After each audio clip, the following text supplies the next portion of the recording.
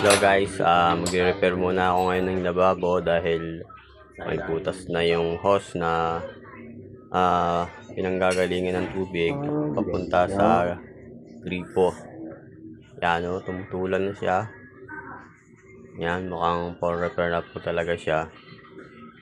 Kaya pala yung lapag ng ilalim ng lababo, lagi na lang may naka-stack na tubig. Hindi namin namalaya na butas. Ano na pala, ayan. Butas na yung hose niya. Kaya, binubuksan ko yung para hindi bumabaha pinaka-ano niya, sa lababo. pinaka-nuts para matanggal ko yung hose. Medyo mahirap nga lang magtanggal dahil yung gamit na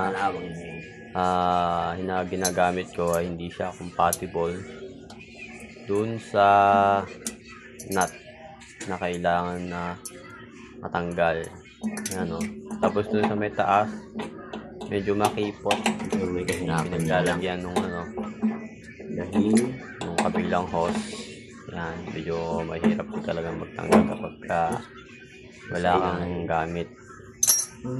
Initiative lang naman yan eh, kasi wala rin naman, hindi namin magagamit yung tubig sa lababo kapag hindi naayos yan. Yan, medyo mahigpit yung pagkakakabit, hindi kayang kamay, kaya kailangan talagang gamitan ng tools. Yung tools na gamit ko hindi naman din sakto dahil size 17. Ang tingin ko mga size 19 yung nito, sukat nito. Ayan, mahirap talaga siyang tanggalin dahil sa higpit niya. Yan, medyo lumuwag na siya. Kayang-kaya ng tanggalin ng paamay.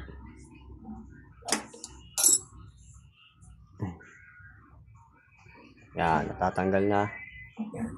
Nalawang na yung nuts. Ayan o. Sa ilalim yan ng lababo sa kusina. Ayan. O, yan na. So, natanggal ko na. Kabili na rin ako ng pamalit. Kaya kinakabitan ko na siya ng Teflon. Ang purpose po ng Teflon para sumikip, saka hindi agad makatakas yung tubig. Kaya kailangan talaga lagyan ng Teflon. Ayan, kinakabitan ko na yung baba. Yung taas naman medyo mahirap dun sa taas dahil makipot nga yung pinakasiwang niya. Mahirap dito kasi kasya yung kamay ko. Niya, bali 3 daliri lang ang pwede kong maisuot dun sa taas nung pagkakabitan ng hose. Ayan, medyo nahihirapan nga ako. Kaya puputol ulit ako ng panibagong Teflon para makabitan ko siya ng Teflon para pag binuksan natin yung tubig hindi siya tutulog, hindi tatagas yung tubig. Ayan, medyo natatagalan ako sa paggawa ng paglalagay ng Teflon sa kipot kasi hindi naman pwedeng tanggalin yung lababo dahil panibagong trabaho na naman yun. Kaya kailangan lang talaga tiyagain na malagyan ng Teflon. Ayan, medyo na dyan nilagyan ko na siya ng Teflon. Pagkatapos nyan, kakabit ko na yung hose na nabili ko.